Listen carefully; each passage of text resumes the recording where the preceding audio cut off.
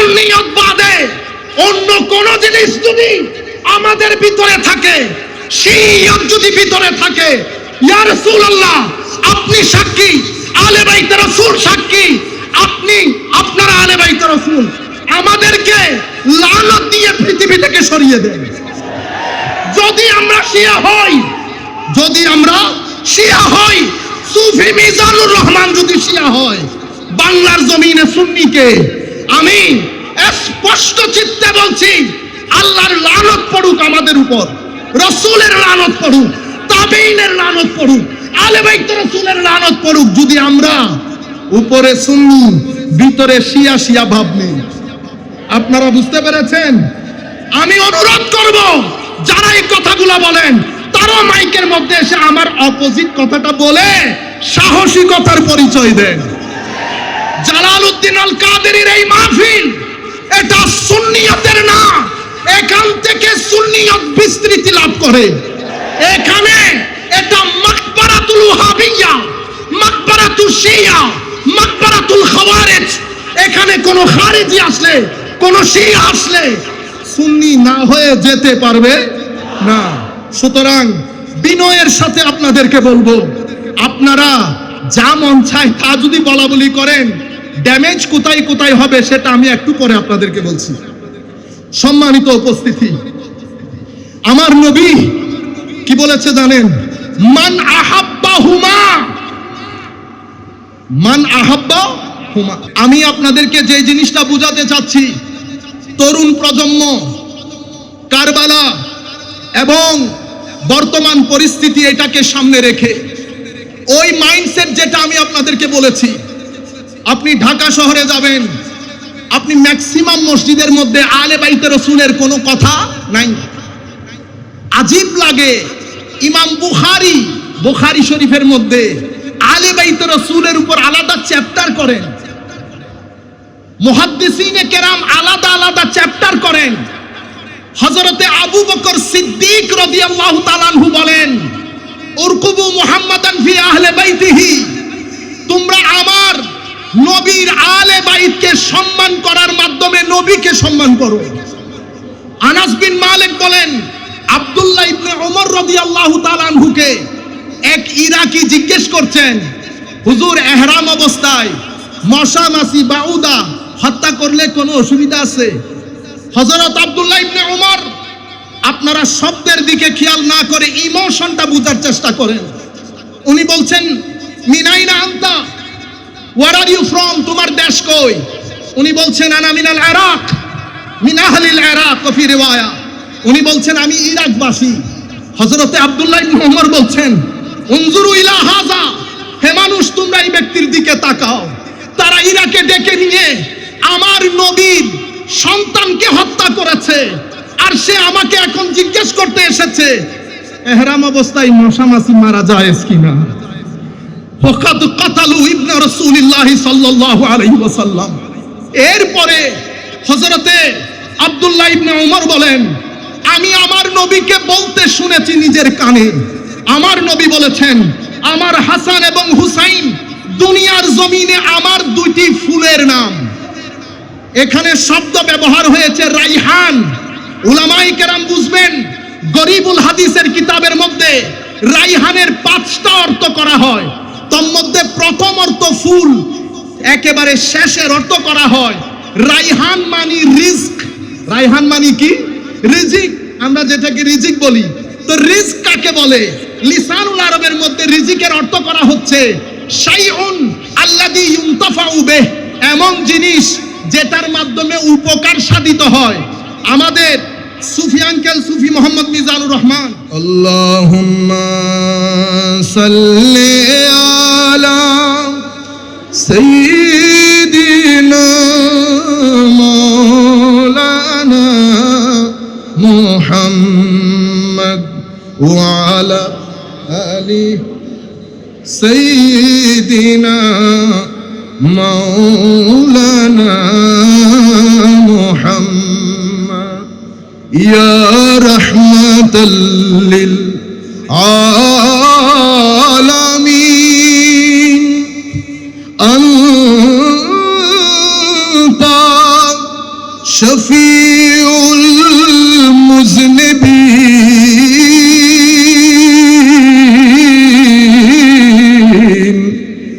আকরিম লানা ইয়াউমাল হাযিন ফাদলান ওয়া জুদান ওয়াল কারামি আল্লাহুম্মা সাল্লি আলা সাইয়্যিদিনা মাওলানা মুহাম্মদ ওয়া আলা আলি সাইয়্যিদিনা মাওলানা মুহাম্মদ। আমার নবী রাইহান বলেছেন। রাইহানের গরিবুল হাদিসের মধ্যে রাইহানের 5টা অর্থ করা হয়। পঞ্চম অর্থের মধ্যে বলা হয় রাইহান মানে রিজক। তাইলে আমার নবী হাসান এবং হুসাইনকে নিজের রিজিক বলেছেন। লিসানুল আরবের মধ্যে রিজিকের অর্থ করা হচ্ছে শাইউন আল্লাযী ইউনতাফাউ বিহি, যার মাধ্যমে উপকার সাধিত হয়। সুফি মিজান আল আঙ্কেলের ছেলেগুলা ওনার রিজিক কেন?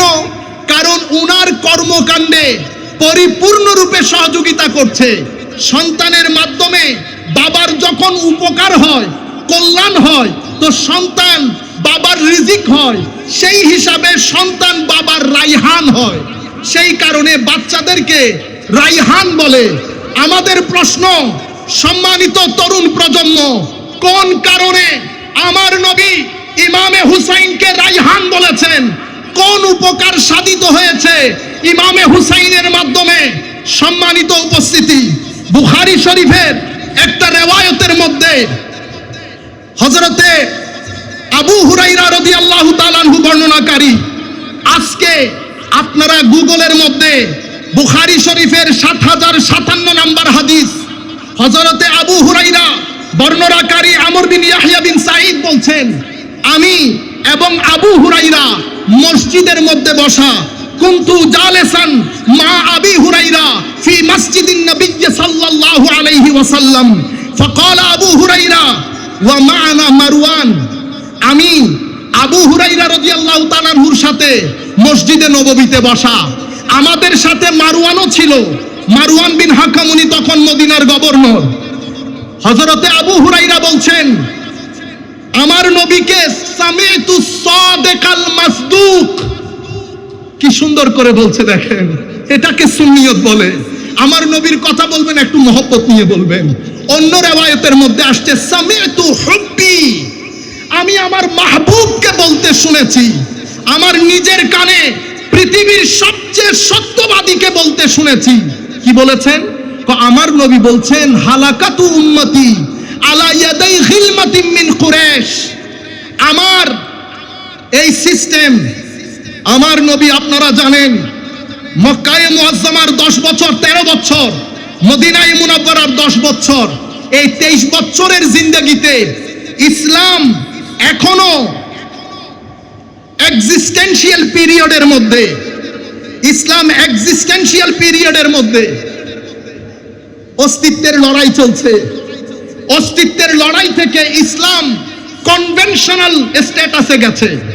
মদিনা শরীফে এসে এই ইসলাম অপারেশনাল স্ট্যাটাসের মধ্যে এসেছে।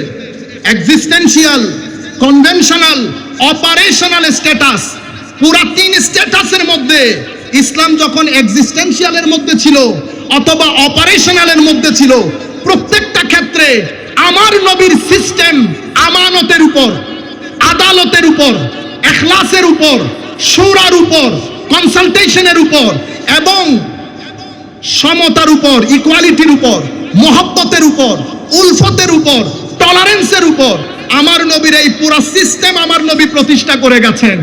এখানে প্রত্যেক ব্যক্তির কথা বলার অধিকার ছিল। টোটাল সিস্টেম আদালতমুখী ছিল, ইনসাফমুখী ছিল, আমানতমুখী ছিল। প্রত্যেক ব্যক্তি হুকুমতের উপর জিম্মাদার ছিলেন। হুকুমত কোরআন এবং সুন্নতের কাছে জিম্মাদার ছিলেন। এখানে কোনো ধরনের অস্থিরতা, অস্থিতিশীলতা ছিল না। আমার নবী দুনিয়া থেকে যাওয়ার আগে বলছেন, উম্মত হালাকাতু উম্মতি। অন্য রিওয়ায়াতের মধ্যে বলেছে হালাকাতু হাযিহিল উম্মাহ, এই উম্মতের ধ্বংস কাদের হাতে হবে? উমাইয়ার, কুরাইশ বংশের উমাইয়ার অবুঝ কম বয়স্ক কিছু নির্বোধ নালায়েকের হাতে আমার উম্মত ধ্বংস হবে, আমার উম্মত ধ্বংস হবে। এই হাদিসের বর্ণনা করতে গিয়ে ইমাম ইবনু হাজার আসকালানি আজীব লাগে। আমরা তো মুহাদ্দিস না, আমরা তো ভালো করে জের জবর দিয়ে পড়তে পারি না। আমাদের যারা মুহাদ্দিস, যারা এই হাদিসগুলা পড়েন, যারা ইবনে হাজার আসকালানি পড়েন, ফাতহুল বারি পড়েন, বদরুদ্দুল আইনি পড়েন, আপনারা যারা আকীদার কিতাব একেবারে শুরু থেকে শেষ পর্যন্ত, আমাদের তাফসীরা থেকে শুরু করে, তাফতানাজ মাওকিফ থেকে শুরু করে সমস্ত আকীদার কিতাব, হাদিসের কিতাব, আপনারা ইবন ফিকার কিতাব পড়েন, আপনারা তো আমাদের চেয়ে ভালো জানার কথা। আমাদের ইবনু হাজার আসকালানি এই হাদিসটা আনলেন, আনার পরে হযরতে আবু হুরায়রার অন্য রিওয়ায়াতগুলো আনলেন। কারণ আবু হুরায়রা যখন এই কথা বললেন, হালাকাতু উম্মতি আলা ইয়াদি গিলমাতিন মিন কুরাইশ, মারওয়ান বলছেন আল্লাহর লানত হোক সেই কম বয়সী শাসকদের উপর। ফাকালা মারওয়ান লানাতুল্লাহি আলাইহিম গিলমাতান। এই অবস্থায় হযরত আবু হুরায়রা বললেন, আপনি যদি চান আমি সেই ব্যক্তিগুলাকে, তাদের বাবার নাম কি সব আপনাকে বলতে পারবো, কিন্তু অন্য রিওয়ায়াতে বলছেন আমি এগুলা বলতে গেলে আমার গলা কাটা যাবে, আমার গলা কাটা যাবে। আমি বর্ণনাটা এতটুকুন পর্যন্ত রাখছি সংক্ষিপ্ততার জন্য। হযরতে ইমাম ইবনে হাজার আসকালানি ওনার ফাতহুল বারির এই হাদিসের ব্যাখ্যায় আবু হুরায়রার অন্য রিওয়ায়াত এনেছেন, যে রিওয়ায়াতের মধ্যে আবু হুরায়রা রাস্তার মধ্যে হেঁটে বাজারে বাজারে বলতেন, আল্লাহুম্মা ইন্নী আউযু বিকা মিন রাসিস সিদ্দিন ওয়া ইমারাতিস সিবিয়ান। আল্লাহ, আমি 60 শতাব্দী দেখতে চাই না মাওলা, মাওলা আমি নির্বোধ নালায়েকের শাসন দেখতে চাই না। আল্লাহ 60 শতাব্দী আসার আগে জমিন থেকে তুমি আমাকে তুলে নিয়ে যাও মাওলা। আলে বাইতে রাসূলের মুহাব্বত দেখেন, হযরতে আবু হুরায়রার দিল এত পাগল প্রায় ছিল আলে বাইতে রাসূলের মুহাব্বতে। উনি আল্লাহর দরবারে মৃত্যু কামনা করছেন, আল্লাহ 60 শতাব্দী আসার আগে আবু হুরায়রা যেন জমিন থেকে চলে যায়। আবু হুরায়রাকে জিজ্ঞেস করছে, ওমা রাসুস সিদ্দিন, আপনি 60 শতাব্দী বলে কি বোঝাতে চান? উনি বলছেন ইমারাতুস সিবিয়ান, ছোট নির্বোধ নালায়েক বাচ্চাদের শাসন।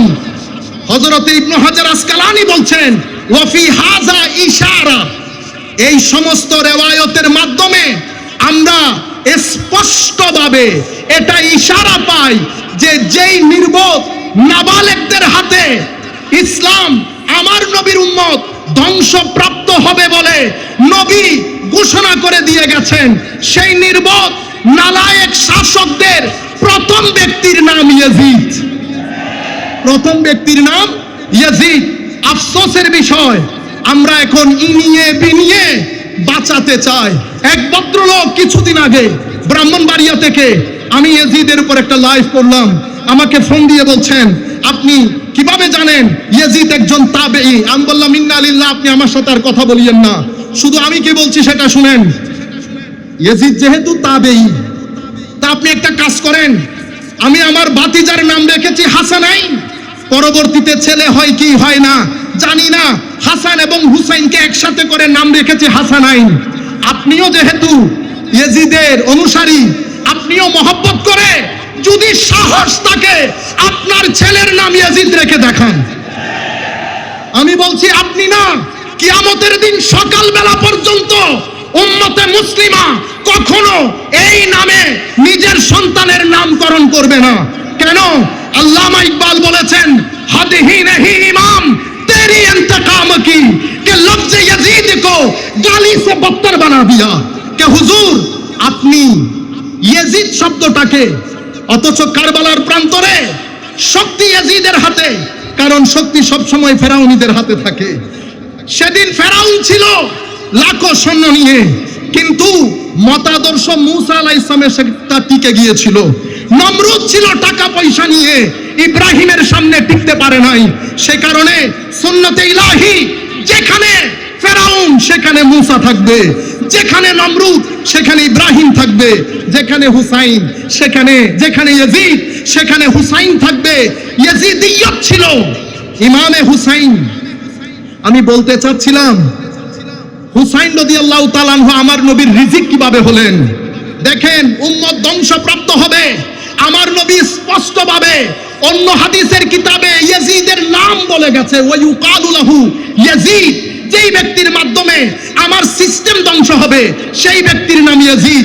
ইমামে হুসাইনকে রিজিক তো বলেছেন, অন্য রিওয়ায়াতের মধ্যে বলেছেন আমার এই বেটা সিবতুন মিনাল আসবাত, সিন বা ত সিবত, সিবতুন বলে কবিলা গোত্র, মানে ইমামে হুসাইন দেখতে মনে হবে তোমার ইন্ডিভিজুয়াল একক, না, হুসাইনটা কখনো এক ব্যক্তির নাম হয় না।